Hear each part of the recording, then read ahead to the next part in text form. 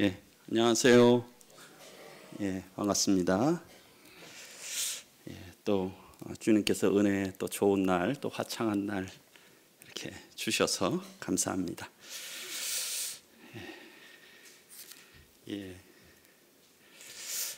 오늘은 그 데살로니가전서 4장의 말씀으로 함께 말씀을 나누도록 하겠습니다.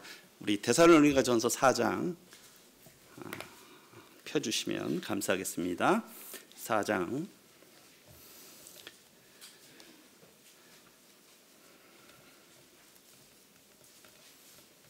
13절부터 18절까지입니다. 데살로니가전서 4장 13절부터 18절 제가 먼저 읽고 성도님들이 다음 읽고 교독으로 읽도록 하겠습니다. 13절부터 읽도록 하겠습니다. 형제들아, 자는 자들에 관하여는 너희가 알지 못함을 우리가 원하지 아니하노니 이는 소망 없는 다른 이와 같이 슬퍼하지 않게 하려 함이라.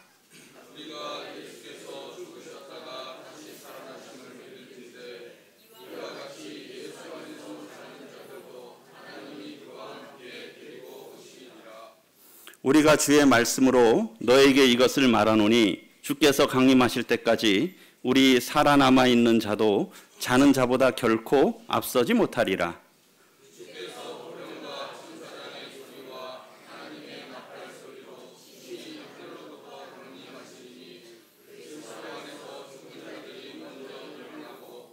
그 후에 우리 살아남은 자들도 그들과 함께 구름 속으로 끌어올려 공중에서 주를 영접하게 하시리니 그리하여 우리가 항상 주와 함께 있으리라. 그러므로 제가 오늘 말씀이어서 계속 지난주 기도를 하면서 어떤 말씀을 이렇게 나눠야 될까 생각을 했는데 이렇게 쉽게 잘 떠오르지가 않았습니다. 그런데 그저께인가요? 이 말씀이 이렇게 생각이 났고, 이 말씀이 특별히 사실은 4월과 5일에 우리 성도님들께서 많이 또 이렇게 소천하시고 또 가족들이 이렇게 돌아가신 분들이 많으셨지 않습니까? 저도 좀 여러 이렇게 장례식장을 이렇게 다녀오면서 특별히 다닐 때마다 이 말씀이 참 생각이 났습니다. 그래서 지난 목요일 날 이 말씀이 다시 기억이 나서 이 말씀으로 함께 나누어야 되겠다 해서 오늘 이 주제를 선택하게 됐습니다. 그래서 우리가 참 장례식장에 문상을 가거나 그러면 유족분들을 위로해 드리잖아요. 그렇죠? 그런데 참 그때 어떤 때 보기 참 뭐라 위로를 해드려야 될까? 그런 혹시 고민들 해보신 적 있으십니까? 뭐라 위로를 해드려야 될까? 근데 여기에 보게 되면 이러한 말로 서로 위로하라 라고 이제 이렇게 말씀을 하고 있고요. 그러나 참 이런 믿지 않고 돌아가신 분들한테는 참 어떻게 위로를, 유족분들한테 위로해 드릴 말이 없어요. 그렇지 않습니까? 위로해 드릴 말이 없어요. 그래서 오늘 주제는 이러한 말로 서로 위로하라 하고 부제목으로 자는 자들에 관하여 알라. 자는 자들. 성경에서는 이 믿음 안에서 죽은 자들을 자는 자들로 묘사하고 있습니다. 그래서 자는 자들이 어떻게 되는지 알라. 이것은 명령이에요. 이걸 몰라서는 안 된다는 거예요. 믿음 안에서 죽은 자들이 어떻게 되는지를 알아야 된다는 겁니다. 그것은 성도들의 신앙에 아주 큰 영향을 미친다라고 하는 것입니다. 그래서 오늘 데살로니가전서 4장을 중심으로 말씀을 나누겠는데요. 그에 앞서서 좀 데살로니가와 데살로니가 교회의 당시의 좀 배경에 대해서 조금 말씀을 드리도록 하겠습니다.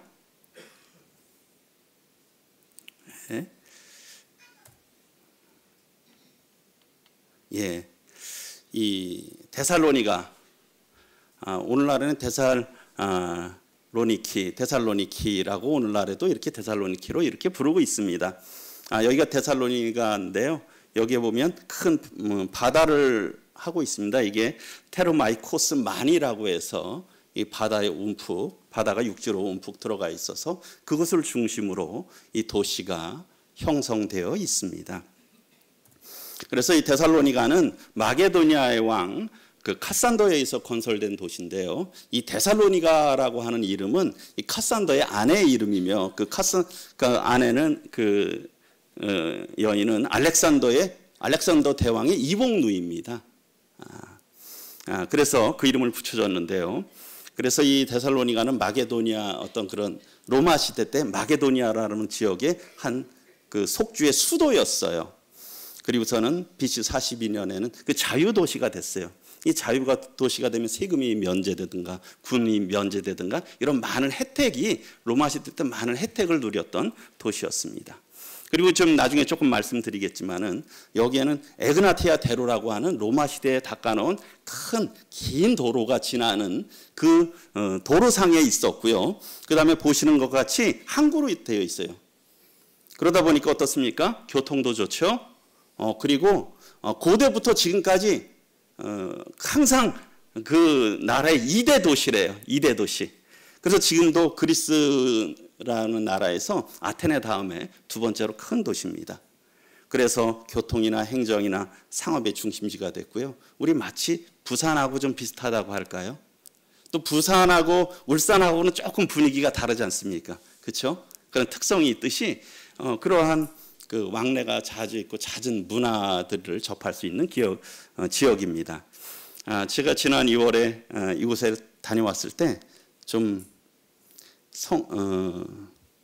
이게 해적선인데요. 이게 데살로니가 그 앞바다에 있는 유람선이 이런 유람선이 있습니다. 뭐 좀 성지순례 가면 맨날 공부만 하는 건 아닙니다. 유적지만 보는 것도 아니고요. 그래서 특별하게 또 하나님께서 은혜 베푸셔서 저희가 그 전날 아주 일정을 늦게까지 했거든요. 그랬더니 그 다음날 조금 시간적 여유가 있었어요. 날씨도 좋고 해가지고 이번 성지순례를 이렇게 주관하는 형제님께서 깜짝 이벤트를 하신 거예요. 가신 분들을 위해서 이 유람선을 해적선을 한번 태워주셨는데 또 이러한 즐거움도 있습니다. 이제 그 유람선에서 타보게 되면 이렇게 보입니다. 데살로니가가 굉장히 지금도 큰 도시고요. 참 발전한 그런 도시입니다. 그래서 앞서 말씀드렸듯이 에그나티아 대로라고 하는 것은 여기 보시게 되면은 여기가 에그나티아 대로인데 여기가 지금 그 마게도니아를 관통하는 거예요. 그래서 이쪽에서 보시면 마우스가 보이시는지 모르겠는데 여기가 터키 지역이고요. 여기가 터키 이스탄불이죠. 이스탄불. 이스탄불부터 이쪽 끝까지 관통하는 로마에서 도로를 닦아놓은 거예요. 벌써 2000년 전에 2000년이 넘게 전에 이 길이가 얼마나 그래서 이게 결국 로마로 해서 로마까지 가는 거예요. 이 도로를 갖다가 에그나티아 대로라고 하는데 이 대로상에 이 데살로니가 빌립보 등이 있습니다. 그래서 한 800km 정도 되는 아주 먼 길인데요. 여기가 군사나 상업용으로 로마에서 길을 닦아놓은 겁니다. 그래서 모든 길은 로마로 통한다 그러지 않습니까? 진짜 이 길이 로마로 통하고 2000년이 지났는데도 지금도 이렇게 든든해요. 여전히 돌로 만든 도로들이. 그런데 이제 바울은 여기 빌립보의 외향 네아폴리에서 내려서 이 길을 따라서 빌립보, 데살로니가에 복음을 전했습니다. 그래서 조금 자세히 보게 되면 이 네아폴리에서 빌립보, 암비볼리, 아볼로니가 데살로니가를 거쳐서 우리 사도행전 17장 1절에 보게 되면 그들이 암비볼리와 아볼로니아로 다녀가 데살로니가에 이르니 거기 유대인의 회당이 있는지라. 사도행전 17장 1절에 보게 되면 데살로니가 지역에 처음 복음이 전하면서 이 도로를 따라 사도 바울이 이동을 한 것입니다. 이 도로에 이 데살로니가가 있습니다. 그래서 오늘날에도 보게 되면 데살로니키라고 해가지고 이 지명이 아직도 사용을 되고 있어요. 이렇게 이정표가 있습니다. 그리고 이제 그곳에 가보게 되면 이 한쪽은 어떻습니까? 도심 가운데 옛날 유적지가 있어요. 여기가 그 아오라라고 하는데 흔히 장터 같은 데예요. 옛날에 시장터. 사람들이 물건도 팔고 토론도 하고 그런 장터가 지금 이게 밑에는 한 2000년이 넘은 거고 위에는 현대식 건물이죠. 그 안에 이러한 곳이 데살로니가입니다.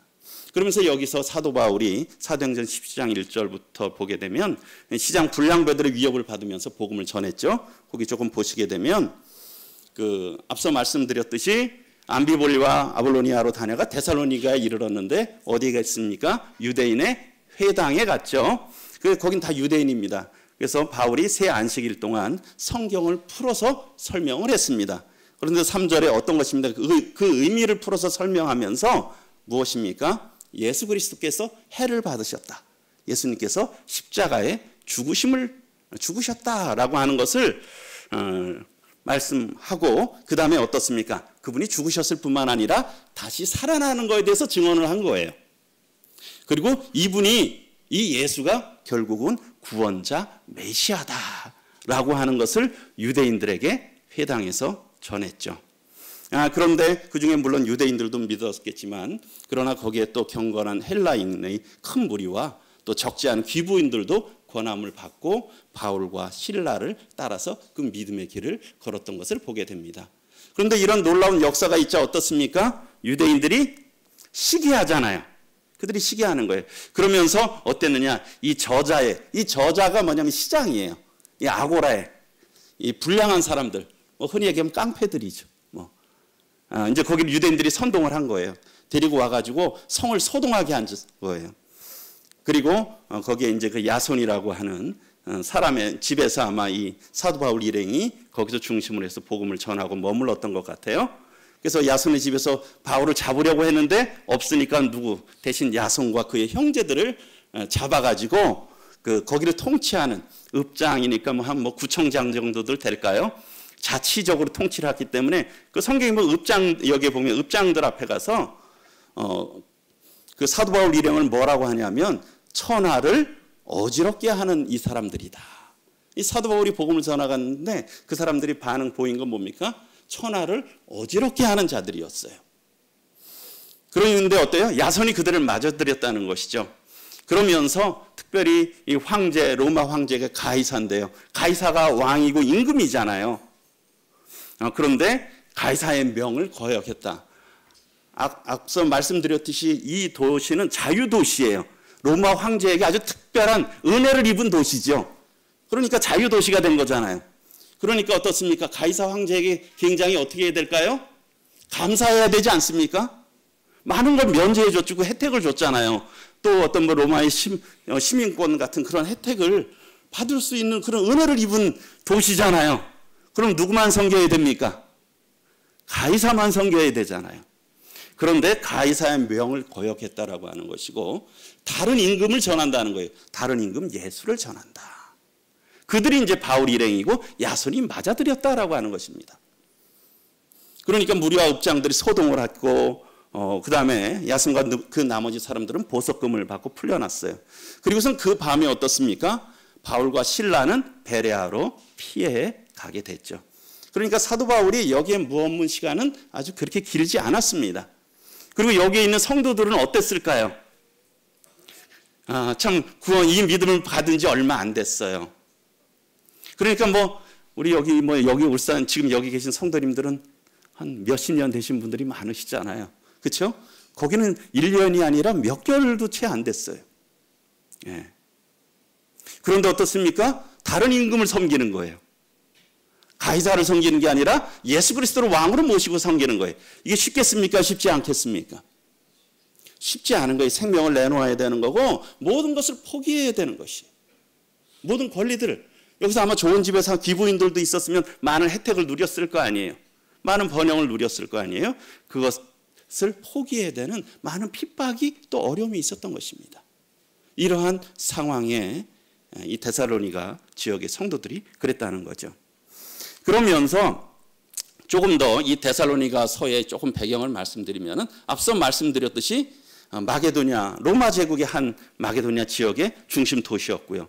동서 교통의 요충지였어요. 그러다 보니까 어때요? 상업도 발전해요. 근데 그런 것만 발전합니까? 여러 사람들이 오니까 여러 철학들이 있잖아요.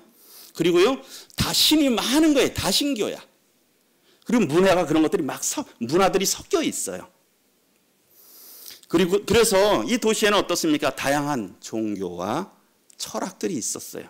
그리고 죽음의 사후 세계에 대해서도 여러 어떤 그 갖고 있는 민족적 사상들이 존재했고요.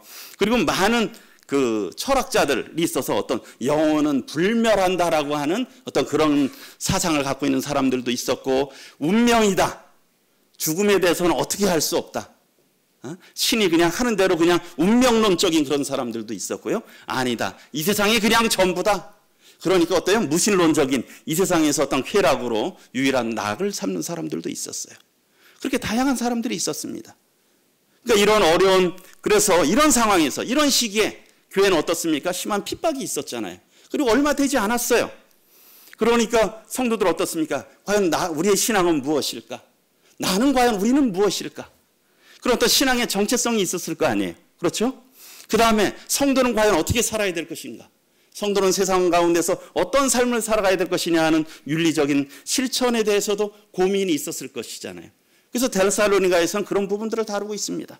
그럴 뿐만 아니라 특별히 오늘 부분에서는 죽은 성도들, 그렇게 참 어찌 보게 되면 여기서 순교한 성도들이 있었을지도 모르겠습니다.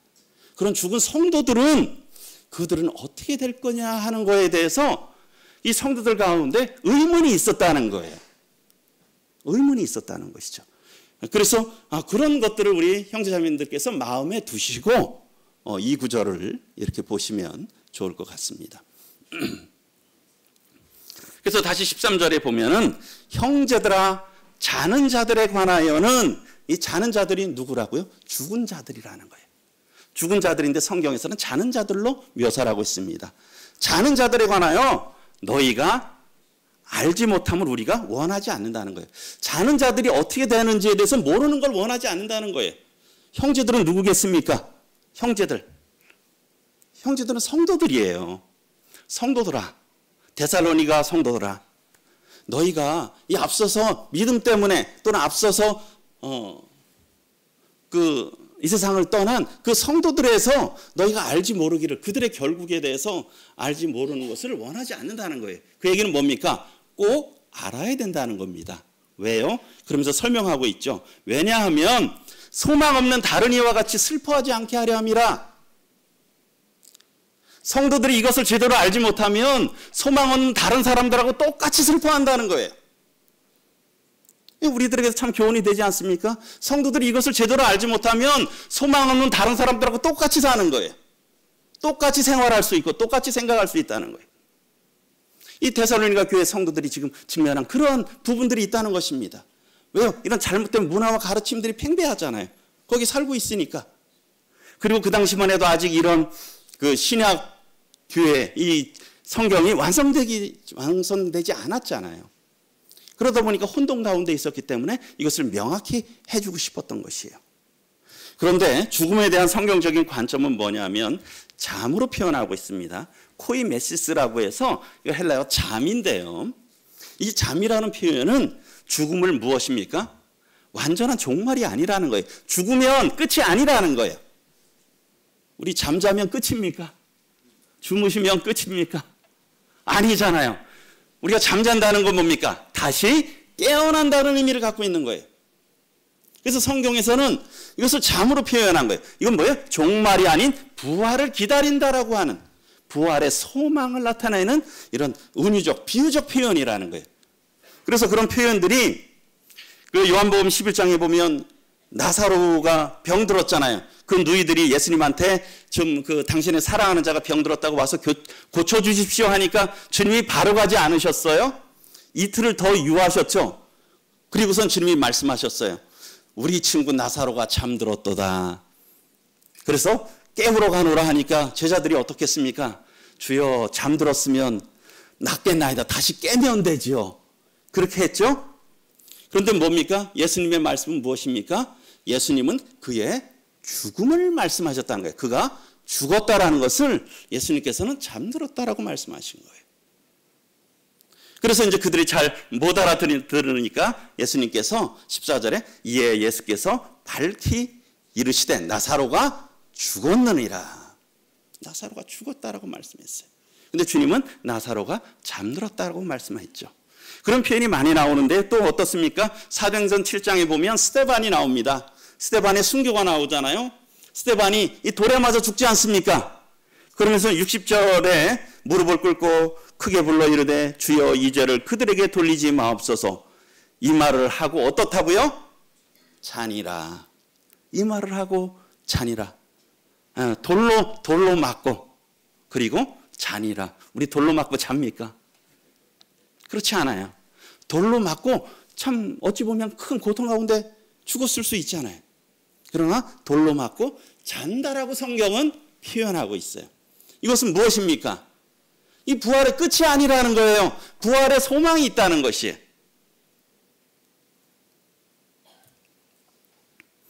예. 제가 얼마 전에 여기 그 화장장이죠. 승화원이라 그럽니다. 화장하는 곳을. 울산 하늘공원 가보신 분들 있으시죠? 제가 얼마 전에 찍은 사진인데요. 예. 거기에 보면 어떻습니까? 거기에 보면 계속 이 장의 차량이 계속 줄을 섭니다. 그렇죠? 계속 줄을 서요. 세상을 떠나신 분들이 이렇게 줄을 서서 여기서 기다리고 있죠. 그리고선 그 관이 어떻게 됩니까? 여기서 하면은 운구를 해서 어디로 갑니까? 이 고별실로 갑니다. 거기서 하게 되면 그 장의차에서 꺼내서 운구해서 어떤 그 레일 같은 데다 실어가지고 바로 어때요? 이 고별실로 가요. 이 고별하는 겁니다. 그래서 저 뒤에 이 창문을 넘어가면 뭡니까? 거기는 화구가 있는데요. 그러니까 유가족들은 여기를 넘어갈 수가 없어요. 고인만 갈 수는 있는데요. 여기가 고별실이에요. 그런데요, 보통 화장을 하게 되면 바로 화장이 안 되고 또 기다려야 하기 때문에 이 옆쪽에서 기다립니다. 저희도 가서 이렇게 기다리다 보면은 어떤 때는 그래도 비교적 적은 소리로 우는 분들이 계시는가 하면 어떤 때는 정말 애통하는 분들이 있으세요. 가보셨죠? 들어보셨죠? 정말 애통하는 분들이 있으세요. 네. 그래서 우리 성도님, 우리 전도서 말씀에 초상집에 가는 것이 잔치집에 가는 것보다 낫다. 왜 그러냐? 모든 사람의 결국이 이와 같다 그러셨죠? 예, 지혜로운 자의 마음은 초상집에 있고 어리석은 자의 마음은 잔치집에 있다라고 했습니다. 왜요? 산자는 이것을 보고 생각하라는 거예요.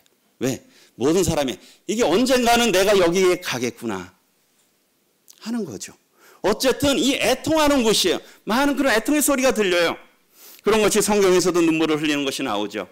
성경의 누가복음 7장에 보게 되면 나인성의 과부의 아들이 죽었어요. 한 그 죽은 자를 메고 오는데 보니까 어떻습니까? 나이든 분이 아니에요. 그 죽은 자가 무엇입니까? 아들인데 젊은 사람이에요. 근데 누구의 아들이? 근데 아들이 많은 것도 아니고 독자예요. 그리고요, 그 어머니는 어떻습니까? 과부예요. 어떻겠습니까? 어머니가 홀로 그 아들의 소망 삼고 지금까지 키웠어요. 어머니의 소망은 오직 그 아들에게 있었을 거 아닙니까?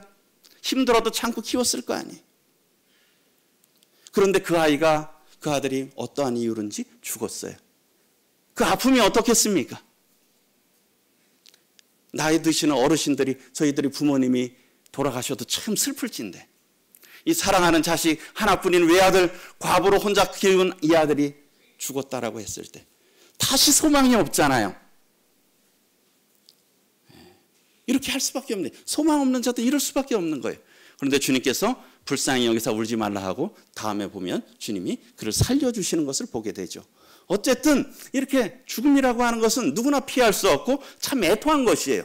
더군다나 소망이 없으면 그렇다는 것입니다. 그리고 앞서 말씀드렸던 요한복음 11장에 결국은 그 나사로가 죽었을 때 주님이 가셨을 때 33절에 보면 예수께서 그가 우는 것, 이 마리아가 울었죠.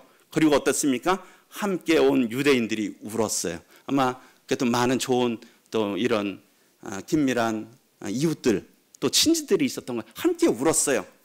그런데 그것을 보시면서 주님이 마음에 비통히 여기시고 불쌍히 여기셨다고 했습니다. 그리고 주님이 우셨어요. 그럼 주님께서 왜 우셨을까요? 주님은 이 여인과 여동생과 이 사람들은 정말 우는 이유가 있잖아요. 사랑하는 오레비가, 또 사랑하는 사람이 죽은 것을 이 땅에서 다시 못 보니까, 그 또한 이 소망을 생각할 수 없으니까 울었을 거 아니에요. 그러나 주님은 어떻습니까? 아마 그런 사람들을 보고 우셨을 거예요. 이런 진리를 알지 못해서. 그렇죠? 아직도 이 참다운 진리를, 참다운 복을, 소망을 알지 못해서 참 슬퍼하는 사람들을 보면서 주님이 마음의 비통히 여기시고 그들을 참 불쌍히 여기시면서 주님이 눈물을 흘리셨죠. 그리고 또 나사로를 살리셨습니다. 어쨌든 우리 인생은 이 죽음 앞에서요 예외가 없어요. 그렇지 않습니까? 아무리 우리가 많은 계획들을 해도요 우리가 내일은 고사하고 몇 분 후도 모르는 게 우리 인생 아닙니까? 많은 계획을 갖고 계십니까? 많은 꿈들을 갖고 계십니까? 우리가 알 수 없는 인생들이에요. 그랬을 때 소망 없는 자들은 애통한다라고 하는 거예요. 그런데 소망이 있다는 거죠. 14절에. 뭐 어떤 소망이 있습니까? 부활의 소망이 있다는 거예요. 자는 자들에 대해서 알아야 되는데 그러면서 어떠냐? 예수께서 죽으셨다가 다시 살아나심을 믿을진데 예수님께서 다시 부활하신 것 믿으십니까? 예, 다 믿으시죠? 이와 같이 예수 안에서 자는 자들도 하나님이 그와 함께 데리고 오시리라. 그러니까 예수 그리스도의 부활은 믿는 자들의 어떤 소망에 분명한 확실한 근거가 되는 거예요. 저희가 이런 소망을 삼고 살아갈 수 있는 것은 주님의 부활에 근거하고 있는 거예요. 주님이 부활하셨기 때문에 우리도 같은 동일한 부활을 소망 삼을 수 있다는 겁니다. 그래서 이와 같이 어떻습니까? 하나님께서 예수님 안에서 어떤 자는 자들을 어때요? 다시 부활시키셔서 주님께서 나중에 또 지상재림으로 통치하러 오실 때 그 성도들과 함께 오셔서 심판하시고 통치하시잖아요. 이것이 성도들의 소망이에요. 자는 자들에 대해서 성도들이 알아야 된다는 거예요. 우리 소천하신 성도들은 이런 것을 아실 필요가 있으실까요? 없으실까요? 성도님들은 이미 소천하신 분들한테는 이런 말씀 드릴 필요가 없어요. 그렇죠? 왜요? 그분들께는 거기가 이미 현실이니까요. 거기가 지금 현재니까. 그러나 어떻습니까? 이 땅에 남아있는 아직 거기를 바라보고 있는 우리들에게 이 말씀을 하시는 거잖아요. 주님께서 다시 부활하신 것과 같이 우리도 다시 부활한다. 이것이 그렇기 때문에 이것을 알라라고 하는 거예요. 부활의 소망이 있기 때문에 소망 없는 사람들과 같이 슬퍼하지 말라는 것입니다. 우리 예수 그리스도의 부활이 또 아주 분명히 드러났다는 거예요. 이 자리에 혹시 하나님 믿지 않으시는 분들 잘 들으시기 바랍니다. 올해가 2025년이죠. 그렇지 않습니까? 예, 올해 2025년이에요. 우리 그래서 몇 년생입니다. 나이 다 말씀하시죠? 예. 2025년이 언제부터 시작했겠습니까? 세기 시작한 게. 예수님이 이 땅에 오신 때부터 시작해서 지금까지 생긴 2025년이 됐다는 겁니다. 여러분이 예수님을 아시든 모르시든 그런데요, 그 예수님이 역사적으로 오셨을 뿐만 아니라 그 부활하신 것을 분명히 보이셨다는 것입니다. 고린도전서 15장에 보게 되면 내가 받은 것을 먼저 너희에게 전하였노니 이는 어떠냐? 3절 보겠습니다. 이는 성경대로 그리스도께서 예수님이 우리 죄로 해서 죽으셨다는 거예요. 우리 죄로 해서 죽으셨어요. 예수님이. 하나님이신 예수님이 죽으셨어요. 그리고 죽으면 어떻게 됩니까? 죽은 다음에는 4절에 장사 지내잖아요. 장사 지낸 바 되었다가 우리도 참 요즘에 사흘장들 많이 하시잖아요. 언제? 성경대로 주님이 사흘 만에 다시 살아나셨다는 거예요. 예수님께서 우리 죄를 위해서 죽으시고 장사 지낸 바 되시고 사흘 만에 다시 살아나셨다는 겁니다. 그런데 오늘날에도 막 어떤 데 보면 뭐 누구 살아났다고 얘기하는 분들이 많아요. 그런데 뭐가 있습니까? 증명이 돼야 되잖아요.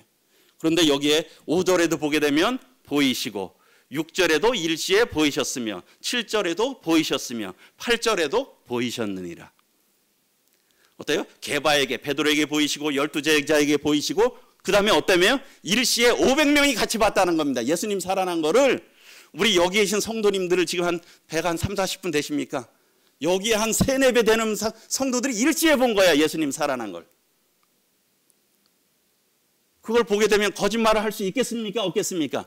그냥 나 혼자 봤다, 한 둘이 봤다 그러면 우리 뭐 안 봤어도 봤다고 할 수 있겠지만 500명이 일시에 봤다는 거예요. 그리고요, 이 성경을 지금 쓰고 있는 이때도 어때요? 지금까지 대다수는 살아있대요. 그러니까 적어도 한 300명은 살아있다는 거예요. 이 성경을 쓸 당시에도. 어떤 자는 잠들었으며 여기도 잠들었다고 되어 있죠. 그러니까 이 성경을 쓰면서도 여전히 살아있다는 겁니다. 예수님을 본 사람들이. 사도 바울 가운데도 보여주셨어요. 그래서 사도 바울이 증인이에요. 증인. 증인이 뭡니까? 본 것을 말하는 사람이 증인이잖아요. 저희가 그리스도의 증인이잖아요. 본 것을, 경험한 것을 말하는 것이 증인입니다. 그래서 예수 그리스도의 부활이 어떤 그냥 허구로 만든 이야기가 아니라는 거예요. 부활하셨다는 거예요. 그 당시 그 헬라 시대인데 헬라 문화를 헬레니즘이라 그러죠. 헬레니즘 문화 속에서 부활을 보게 되면 데살로니가는 앞서 말씀드렸듯이 신앙을 받아들인 지 얼마 안 된 공동체였어요. 그런데요, 특별히 고대 헬레니즘 사회에서는, 헬라 문화에서는 죽음을 뭘로 생각했느냐? 죽으면 잃어버렸다, 죽음은. 그리고 소멸로 생각했다는 거예요. 죽으면 그냥 없어져 버리는, 사그러들이는 그런 거다라고 생각했다는 거예요. 그래서 그때 그 고대 묘비 중에 하나는 이런 것들이 있었대요. 나는 존재하지 않았고, 그러니까 내가 태어나기 전에 존재하지 않았고, 그리고 지금 존재했고, 그 다음에 다시 존재하지 않는다. 죽으면 끝이다. 그런 생각을 갖고 있었다는 거예요. 이해되시죠? 나는 존재하지 않았고, 지금 존재했고, 그리고 이제 다시 존재하지 않는다. 이런 것이 뭐예요? 허무주의적인 세계관을 갖고 있었다는 거예요. 이게 죽으면 끝이라는 이런, 그러니까 어떻습니까? 이 세상이 전부인 거야. 좀 쾌락을 하는 사람들은 그냥 더 쾌락을 하려고 그런 걸로 하고, 그냥 그냥 모든 것을 포기하고, 그렇게 사는 사람들은 또 그렇게 살아가고. 그런데요, 이런 배경 속에서 죽은 자들에 위한 소망이 없었던 이들에게, 성도들이 그 당시에 데살로니가 성도들도 다 그런 성도들이었잖아요. 우리 여기 계신 성도들도 다 그런 성도들 아니었습니까? 저도 그랬지 않습니까? 죽으면 끝이지. 그런 생각들 이렇게 하고요. 그런데 바울은 이러한 성도들에게 예수 그리스도의 부활하신 것이 죽은 성도들의 미래 운명에 대해서 확실히 보증해 준다라고 하는 것입니다. 예? 확실히 보증해 주신다는 거예요. 죽으면 끝이 아니라는 거예요. 부활의 신앙이 확실히 있다라고 하는 것을 지금 말씀해 주고 있다는 것입니다. 그래서 계속 고린도전서 15장에 보게 되면 그리스도의 부활과 성도의 부활은 어떻게 되냐? 하나로 연합됐다는 겁니다. 하나로 어떻게 됐다고요? 연합됐다. 여기에 보게 되면 16절부터 보면 없으면 없을 터이요, 없으면 헛되고 죄 가운데 있을 것이요, 망하였을 것이요, 더욱 불쌍한 자니라. 뭐예요? 죽은 자가 다시 살아나지 못한다면 16절에 그리스도께서 다시 살아나실 필요가 없었을 것이다. 그 다음에 그리스도께서 17절에 다시 살아나신 일이 없으면 뭐예요? 저희 지금 다 믿음 갖고 계시죠? 너희의 믿음도 헛되다는 겁니다. 제가 지금 여기서 큰 소리로 외치는 거예요. 다 헛된 겁니다. 예? 너희의 믿음도 헛되고 너희가 여전히 죄 가운데 있다. 또한 어떻습니까? 18절에 또한 그리스도 안에서 잠자는 자도 망하였으리니. 예수님 믿고 순교한 사람들 어떻습니까? 최고 억울한 사람들이에요.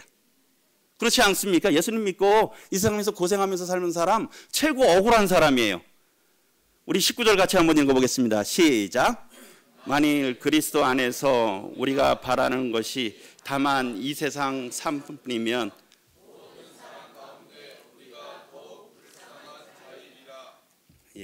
우리의 삶이요, 여기서 끝이라면 우리 성도님들 가장 불쌍한 분들입니다. 아주 가장 불쌍한 분들이에요. 저도 역시 가장 불쌍한 사람 중에 한 사람이에요. 더욱 불쌍한 자니라. 그런데 20절에 어떻습니까? 그러나 이제 그리스도께서 죽은 자 가운데서 어떻게 됐다고요? 다시 살아나셨다는 거예요. 그래서 잠자는 자들, 여기도 잠자는 자들, 이 죽은 자들이죠. 첫 열매. 그래서 여기 우리가 초실절이라는 게 나옵니다. 6월절, 무교절, 초실절이죠. 초실절이 첫 열매잖아요. 주님이 제루에서 6월절 어린 양으로 돌아가셨고 무교절에 거룩하게 지키고 그 다음에 첫 열매, 초실절이 되신 거예요. 부활의 첫 열매가 되신 거예요. 그러니까 어떻습니까? 첫 열매가 있다는 얘기는 그 다음에 계속 곡식들이 달린다는 거죠.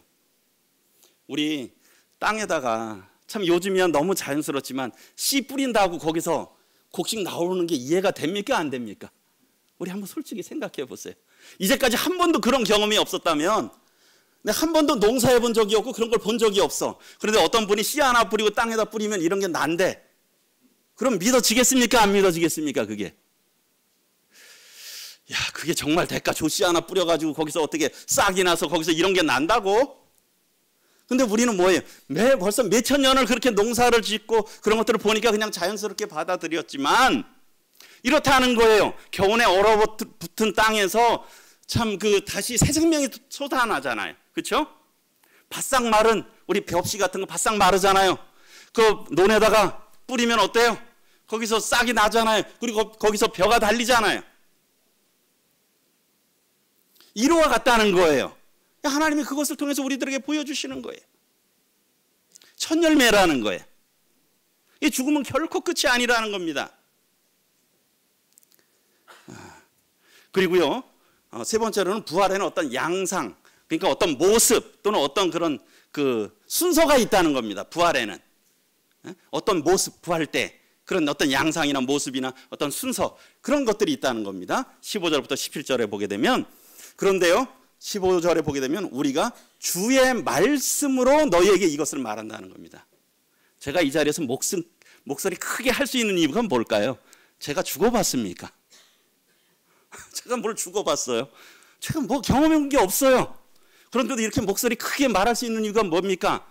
하나님이 그렇게 말씀하셨으니까 이렇게 제가 말씀 전할 수 있는 거 아니에요? 뭐 제 생각, 제 경험, 제가 뭐 얼마나 뭘 한다고요? 여기 저보다 더 많은 지식이 있고 경험이 있으신 분들 많으시잖아요. 그런데 뭐예요? 주의 말씀으로 너에게 이것을 말한다는 겁니다. 사도 바울도 자기의 생각이 아니에요. 주님으로부터 어떤 방법인지 모르지만 이 주님이 다시 재림하시는 거, 강림하시는 거, 마지막 부활 때의 모습을 주님으로부터 받은 거예요. 그러니까 지금 이게 2000년 전의 사람의 책을 우리가 읽으면서 지금도 21세기에 이 말씀을 우리가 믿고 살아가고 있잖아요. 왜요? 진리니까. 그래서 주께서 강림하실 때 여기 보면 우리 살아남아 있는 자, 그러니까 살아있는 성도들, 그 당시 살아있는 성도들, 그러니까 주님이 그때 오시는데 자는 자, 죽은 자보다 결코 앞서지 못한다. 지금 살아있는 자들이 주님이 오시면 죽은 자들보다 앞서지 못한다는 걸 알 수 있고요. 그 다음에 16절에 그때의 모습이 어떠냐? 주께서 호령, 아주 큰 소리, 또 천사장의 소리, 하나님의 나팔 소리와 함께 어때요? 주님이 천사를 보내는 게 아니라 친히 하늘로부터 강림하신다는 거예요.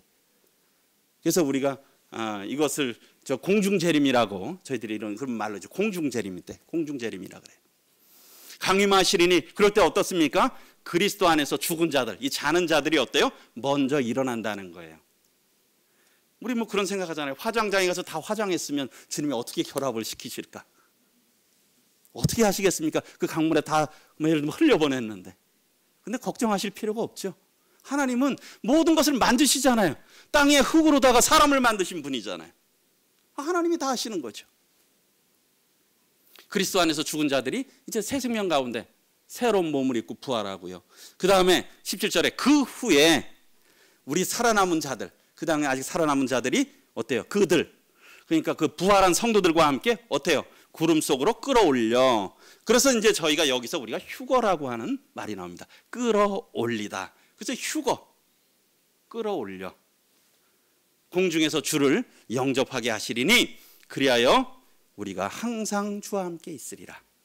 다시 한번 보시면 주의 강림은 어떻습니까? 이 말씀은 주님으로부터 직접 계시를 받은 것이다. 그리고요, 살아있는 자들이 자는 자들보다 어때요? 결코 앞서지 못한다. 우리 성도님들 이거 아셔야 되시겠습니까? 몰라야 되겠습니까? 아셔야죠. 그렇죠? 아셔야 됩니다. 그 다음에 호령과 천사장의 소리와 하나님의 나팔 소리와 함께 주께서 친히 강림하신다. 그리고요, 어떻습니까? 그리스도 안에서 죽은 자들이 먼저 부활한다는 거예요. 우리 그러니까 먼저 부활하신, 소천하신 사랑하는 분들 계시죠? 그분들이 먼저 부활해요. 저희가 변화되는 것보다. 물론 시간차는 얼마인지는 잘 모르지만 먼저 부활하고, 그리고요 그 후에 살아남은 자들, 주님 오실 때, 재림하실 때 살아남은 자들도 그리스도 안에서 부활한 자들과 함께 공중으로 끌어올려서 휴거돼서 주님을 영접하게 된다. 그리고요 우리가 항상 주와 함께 있게 된다. 이것이 성도들의 소망이라는 거예요. 이런 동일한 말씀이 어떻습니까? 고린도전서 15장에도 말씀하고 있죠. 보라, 내가 너에게 비밀을 말하노니. 이것은 비밀입니다. 모든 사람이 아는 것이 아니에요. 교회는 비밀이고 복음은 비밀이고 참 이 부활에 대한 것도 비밀이야. 그러나 지금 이렇게 알려지잖아요. 우리가 어때요? 다 잠잘 것이 아니다. 아마도 이게 모든 그 당시에도 이런 주님의 바로 신속한 재림을 기대했던 성도들이 있었던 것 같아요. 예, 우리 정신 바짝 차리셔야 됩니다. 저를 보세요. 예, 정신 바짝 차리시고요. 예, 마지막 나팔에 지금 사단이 역사해요. 하나님 말씀 듣지 못하게. 정신 바짝 차리고 들으셔야 돼요. 순식간에 어때요? 마지막 나팔, 여기도 나팔을 말씀하고 있죠? 순식간에 호련히 다 변화된다는 겁니다. 52절에 또 나팔 소리가 나면 어때요? 죽은 자들이 여기 나오잖아요. 이 먼저 죽은 성도들이 썩지 아니할 것으로 다시 살아난다는 거예요. 우리 아무리 해도 어떻습니까? 아무리 가꾸어도요, 썩잖아요. 우리의 몸은. 이 천국에서 살려면 그렇게 이런 몸으로 안 되는 거예요. 변화된 새로운 몸으로 받게 되는 거예요. 썩지 않을 것으로 다시 살아나고, 그리고 어때요? 살아있는 성도들도 변화된다는 거예요. 저희 뭐 이 몸, 주님이 오시면 그냥 이 몸으로 올라가는 게 아니라는 거예요. 우리가 잘하지 못하지만 새로운 몸으로 변화된다는 것입니다. 이 썩을 것이 어때요? 반드시 썩지 아니할 것을 입겠고, 이 죽을 것이 죽지 아니함을 입으리로다. 이게 성경의 말씀입니다. 네. 우리가 이런 것을 지금 소망으로 삼고 있는 거 아니에요? 이게 우리에게 이루어질 일이라는 것입니다. 그래서 그 이강규 형제님께서 이렇게 요한계시록에 대해서 이렇게 잘 말씀을 해주셨는데, 여기 앞으로 보게 되면 여기 지금 온 데가 휴거예요. 이 앞쪽이 이제 교회 시대죠. 교회. 지금의 여기 지금 우리 오늘날 교회 시대예요. 그래서 휴거가 일어난다는 거예요. 주님께서 이걸 우리가 공중재림이라고 하죠. 그래서 성도들이 부활하고 휴거가 일어납니다. 그리고서 이 땅에서 무엇이 있을까요? 이 밑에 보게 되면 안 보이지만 7년 환란기가 있죠. 이 땅에서는 큰 환란이 있을 거예요. 또 3년 반에 더 극심한 환란이 있을 겁니다. 그리고 성도들은 어때요? 천상에서 그리스도의 심판 때와 또 어린 양의 혼인잔치에 그러한 일들이 있을 겁니다. 그리고 7년 후에 어떻게 돼요? 이런 일들이 있은 후에 주님이 지상재림을 하시죠. 그때는 어떻습니까? 그래서 공중재림하실 때는 성도들을 불러오르기 위해서 오신 거예요. 공중재림할 때는. 지상재림은 심판하시기 위해서, 통치하시기 위해서 오시는 거예요. 성도들과 함께. 저희가 이것을 소망 삼고 있는 자들이라는 거예요. 그리고 천년왕국과 또 영원한 세계가 있는 것을 우리가 바라보고 살아가고 있는 것입니다. 이것이 저희의 소망이에요. 나중에 좀 말씀드리지만 이번 학위 수양회 때 아마 이런 부분 자세히 말씀하실 거예요. 우리 성도님들 가셔야 되겠습니까? 안 가셔야 되겠습니까? 수양회. 어떠실 것 같아요? 네, 다 가시겠죠? 네. 나중에 조금 말씀드리겠습니다. 네, 우리 같이 18절 읽어보겠습니다. 시작. 그러므로 이러한 말로 서로 위로하라. 네, 그러므로. 그러니까 소망 없는 다른 이와 같이 슬퍼하지 말고, 쭉 말씀했잖아요. 성도들에게 어떤 소망이 있는지. 그러므로 뭐 이러한 말로, 이런 말이 어떻습니까? 그래 잘 될 거야. 그냥 힘내. 상갓집에서 이렇게 해서 그건 참된 위안이 아니라는 거예요. 이러한 말이 뭡니까? 이 죽은 자의 주님 안에서 자는 자들의 부활의 소망이 있고 영광스러운 몸으로 변화되고 또 다시 만날 수 있다. 그것이 우리의 본향이다. 그것을 생각함으로 힘을 내라. 그래서 어떻게 해요? 일방적으로만 위로해야 되겠습니까? 아니죠. 서로 위로하는 거예요. 서로 위로. 그러니까 우리 성도님들의 대화의 주제가 뭐여야 되겠습니까? 이런 부분들로 서로 교제하는 거예요. 서로 위로해야 되는 거 아니겠습니까? 세상적인 근심, 염려, 걱정 어떤 그런 걸로만 하는 것이 아니라 이런 말로 서로 위로해야 되는 거예요. 이 소망으로 말미암아 아름다운 것들을. 그래서 요약하면 자는 자들에 대해서 모르지 말고 알아야 된다는 겁니다. 왜요? 모르면 소망 없는 다른 사람들과 똑같은 삶을 살아간다는 거예요. 성도들이라 할지라도 그렇게 살아간다는 겁니다. 잘 우리가 알아야 되는 겁니다. 그리고요, 그런데 무엇이냐? 우리에게는 부활의 소망이 있다는 거예요. 놀라운 부활의 소망이, 예수 그리스도께서 부활하신 것 같이 우리도 부활한다라고 하는 부활의 소망이 있고요. 그리고 부활의 양상이 있는데 주님께서 재림하실 때 언제일지 모르지만 죽은 자들이 먼저 일어나고 성도들의 몸이 변화에 돼서 공중에서 주님을 영접하고 영원히 주님과 함께 있을 것이다. 그러니까 어때요? 이러한 말로 위로하라라는 것입니다. 좀 교훈의 말씀을 나누도록 하겠습니다. 첫 번째로는 성도의 죽음에도 어떻습니까? 성도는 죽음에도 부활의 소망이 있는 거예요. 그리고요, 참된 위로가 있다는 것이죠. 우리 같이 한번 읽어보겠습니다. 시작.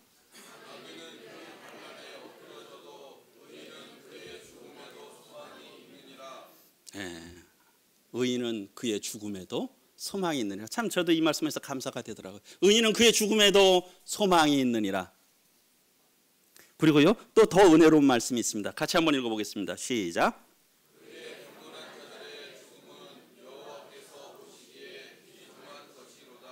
예, 하나님을 경외하는 자들의 죽음. 제가 저희 딸아이가 저기 뭘 좀 배운다고 해외에 한 몇 개월 가 있다가 오는데도 공항까지는 못 갔지만 그래도 울산역까지 가가지고 야, 너 정말 수고했다. 에? 수고했다라고 했습니다. 그렇죠? 또 부모 떠나서 객지에서 고생했잖아요. 타국에서. 하물며 하나님께서 이 땅에서 하나님의 영광을 위하여 하나님을 증언하기 위해서 참 연약한 가운데에서도 이렇게 살아온 자기 자녀들을 볼 때 어떠실 것 같아요? 정말 수고했다. 그러지 않겠습니까? 정말 수고했다고. 그러니까 죽음이 여호와께서 보시기에 귀중한 것이에요. 그러니까 성도들의 죽음은 사실은 귀중한 겁니다. 참 영광스러운 것이라는 것이에요. 그러니까 어떻습니까? 이런 것들을 생각하면서 우리가 이 땅에서 어떻게 살아야 될지, 어떤 소망으로 살아야 될지를 생각할 수 있지 않습니까? 그래서 성도는 죽음에도 부활의 소망과 어때요? 참된 위로가 있죠. 그런데요, 제가 참 굉장히 난감한 데가 있어요. 그렇죠? 어디 가면 난감하냐면 성도의 특별히 부모님이나 누가 돌아가셨는데 예수님 믿지 않고 돌아가셨어. 성도님 유족들은 다 알아. 믿지 않고 돌아가시면 어떻게 되는지 아시잖아요. 그렇죠? 영원한 멸망에 처한다는 거 알잖아요. 그런 성도들한테 뭐라고 위로를 해줄 수 있겠습니까? 제가 가서 해드릴 말씀이 없어요. 해드릴 말씀이 없어. 어떤 위로라 그래도 그건 위로가 다 아니잖아요. 그거는. 그러니까 악인의 죽음, 악인. 근데 악인이 누구냐면요, 이거 잘 보셔야 됩니다. 데살로니가, 이 같은 데살로니가 지역에 쓴 편지인데 데살로니가 후서에서는 하나님을 모르는 자들, 악인이 누구냐? 하나님 모르는 자가 악인입니다. 하나님 모르세요? 그럼 악인이에요. 하나님 모르는 자들과 그 다음에 또요, 우리 주 예수의 복음에 복종하지 않는 자, 예수님 믿지 않는 사람들이 악인입니다. 싸우고 욕심내고 그런 거, 그건 악인이지만 성경에서 말하는 악인, 지옥에 가는 악인이 누구냐? 하나님 모르는 자들. 하나님 모르십니까? 또 복음에 복종하지 않으셨어요? 그럼 악인이에요. 어떻게 되느냐? 형벌을 내리신다는 거예요. 자들에게 형벌을 내리시니 9절에 이런 자들이 누굽니까? 하나님 모르는 자들, 복음에 복종하지 않는, 순종하지 않는 자들. 그런 주의 얼굴과 그의 힘의 영광을 떠나 어떤 멸망이요? 영원한 멸망의 형벌을 받으리라. 얼마나 비참한 말씀입니까? 우리 영혼이라는 게 생각이 됩니까? 그 모래가 바다, 우리 저기 정자의 바다에 모래가 많잖아요. 그 모래를 그냥 1000년에 한 번씩 하나씩 옮긴다 그래도 영혼에 비하면 그거는 짧은 시간 아닙니까? 그렇죠? 영혼이라는 것은 우리가 상상을 할 수가 없어요. 영원한 멸망의 형벌을 받으리라. 그래서 예수님 믿으시라는 겁니다. 여기 이 자리에 안 믿으신 분들, 예수님 그래서 복음에 순종하시라는 거예요. 저희가 어떤 유익을 위해서 그러겠습니까? 그렇기 때문에 여러분들, 지인들, 자녀들, 가족들이 예수님 믿으시라고 그렇게 강권하는 거예요. 왜요? 그렇지 않으면 영원한 멸망의 형벌을 받기 때문에. 그래서 모든 사람은 예수 그리스도의 복음에 순종해야 될 책임이 있는 겁니다. 모든 사람은 예수 그리스도의 복음에 순종해야 돼요. 그리고요, 성도는 어떻습니까? 하나님 모르는 자들 지옥 가잖아요. 여기 하나님 모르는 자들. 하나님 모르는 자들에게, 복음 모르는 자들에게 복음을 전할 우리에게는 막중한 책임이 있다는 겁니다. 그래서 모든 사람은 복음에 순종해야 될 책임과 성도는 이 생명의 복음을 전할 책임이 있다는 것입니다. 그리고 세 번째로, 우리가 이러한 진리를 제대로 알지 못하고 바른 믿음 가운데 살지 않으면 어떻습니까? 소망 없는 다른 사람들과 비슷하게 살아간다는 거예요. 성도라 할지라도 정말 깨어있지 않고 이 진리 가운데 바로 서 있지 못하면 우리는 언제나 세상 사람들과 동일하게 세상 것에만 관심 두고 살아간다는 거예요. 세상 사람들이 염려하는 거, 근심하는 거 똑같이 바라보고 살아간다는 겁니다. 말씀드렸잖아요. 형제들아, 자는 자들에 대해서 너희가 알지 못하기를 원하지 않는다. 왜요? 알지 못하면 소망 없는 자들과 같이 슬퍼한다는 거예요. 그래서요, 어떻습니까? 성도는 이 진리의 말씀을 바르게 알아야 돼요. 정말 배워야 됩니다. 내가 알았다 그래도 또 배워야 돼. 그리고 그 말씀이 정말 저의 것이 되도록 하나님 앞에 구하면서 우리가 말씀을 배워야 될 것입니다. 그리고 이 말씀이 우리의 삶이 돼야 되고 우리의 믿음이 돼야 될 것이에요. 그리고요, 이러한 말씀으로 서로 위로하고 격려해야 되는 것이죠. 그 R.A. 토레이라고 하는 분은 이렇게 이야기했습니다. 성경을 진리의 하나님 말씀으로 믿는 사람들, 정말 성경을 진리의 하나님의 말씀으로 믿는 사람들과 그렇지 않은 사람들은 삶과 인격적으로 너무 다르다는 거예요. 성경을 어떻게 대하느냐에 따라서 그의 삶과 인격이 다르고 그의 운명이 달라집니다. 우리가 성경을 하나님의 진리의 말씀으로 받고 그것을 순종하며 살아야 될 것이에요. 우리 혹시 여기가 어딘지 아십니까? 아시는 분들은 얘기하지 마시고 가보신 분들은 에덴밸리 리조트입니다. 에덴밸리. 에덴. 왜 에덴이라고 지었을까? 우리 성경의 에덴, 아마 그걸 여기 그 전에 회장님이 그 기독교인이셨다고 제가 얼핏 들은 것 같습니다. 에덴의 골짜기라는 거죠. 에덴의 골짜기에 있는 리조트. 참 좋지 않습니까? 저도 가보니까 좋더라고요. 거기서 무엇을 합니까? 울산 중부교회 소양회하죠. 울산 중부교회 소양회. 에덴밸리 리조트에서 6월 6일부터 8일까지 합니다. 주제가 뭐라고요? 이번에 성도의 소망. 우리 장로 형제님들이 이 수양회를 놓고선 참 이번엔 주제를 방향을 어떻게 해야 될까 했을 때 올해 전도와 성교에 힘쓰는데 그 부분으로 계속 할까? 그런데 좀 그런 것보다 한 중간쯤에서 우리 성도님들을 좀 위로해드리자고 하는데 마음이 모아지셨어요. 근데 위로해드리는데 이걸 어떻게 위로해드리지? 어떻게 위로해드립니까? 뭐예요? 그래서 생각난 게 이 마지막 시대의 성도의 소망을 말씀드리는 것밖에 위로해드릴 게 없는 거예요. 뭘 위로해드리겠습니까? 그렇죠? 그래서 이런 주제로 이번에 해서 우리 또 주제 말씀은 김홍열 형제님께서 이렇게 하셨고요. 그리고 복음 말씀에도 또 우리 복음을 위해서 또 장훈기 형제님과 김민석 형제님이 이렇게 또 기도하고 계세요. 어떻게 해야 되겠습니까? 성도님들 다 참석하셔야 되지 않아요? 그리고요, 주변에 있는 구도자분들 모시고 와야 되잖아요. 여기에 보시면 보니까 다 이렇게 실어 놓으셨네요. 이거 보셨습니까? 그룹교제 토론 과제. 글자가 너무 작아서 잘 안 보이시는데 김봉현 형제님께서 얼마나 참 꼼꼼하시고 이 부분에 또 탁월한 은사가 있으셔서 여기 한번 첫 번째 질문이 뭡니까? 휴거가 없다고 반박하는 사람들에게 휴거 신앙을 성경으로 변증해 보세요. 용어가 다 좀 어려우시죠? 휴거가 없다고 반박하는 사람들에게 휴거 신앙을 성경으로 변증해 보세요. 변증해 보시기 바랍니다. 그런데 여기 친절하게 형제님께서 다 여기 아주 자료를 상세하게 해놓으셨어요. 어떻게 변증할 것인지. 그리고 또 우리가 어떻게 살아야 될지 다짐을 해보자고 했어요. 우리가 이런 모임에 가서 이런 것들을 같이 나누고 해야 되지 않겠습니까? 그리고 그리스도의 심판대가 있는데 영원한 본향을 사모하며 우리가 어떻게 살아야 될 것인가. 이러한 주제로 할 겁니다.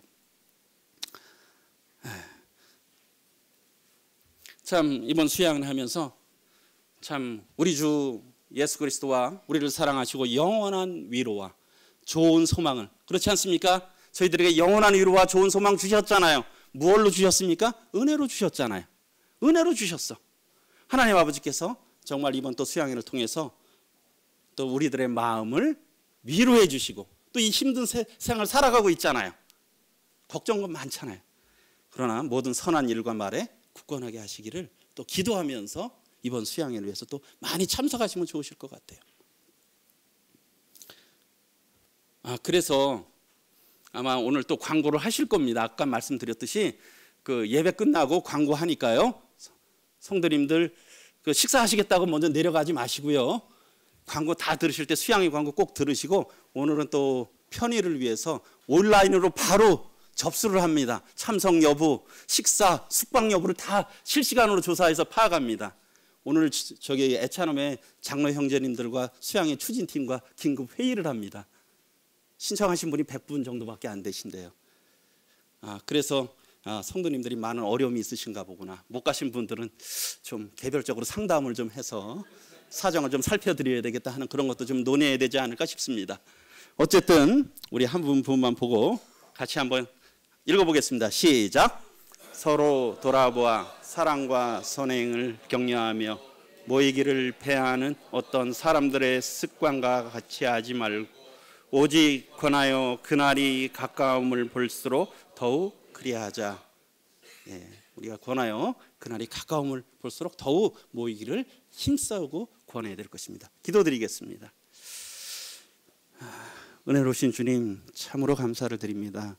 저희들에게 참된 이런 부활의 소망과 위로를 주셔서 감사를 드립니다. 또 이 모든 것을 저희들에게 은혜로 주셔서 감사를 드립니다. 저희들이 또 육체로 남아 사는 이 동안 하늘을 소망 삼고 또 그리스도인으로서 또 합당한 또 삶으로 주님 앞에 영광 돌리게 해주시옵소서. 이후에 모든 시간을 통해서도 주님이 영광을 취하시옵소서. 예수 그리스도의 존귀하신 이름으로 감사하며 간절히 기도드리옵나이다. 아멘. 수고하셨습니다. 현재 시간 26분인데요. 11시 35분에 예배 드리도록 하겠습니다. 11시 35분에 예배 드리도록 하겠습니다.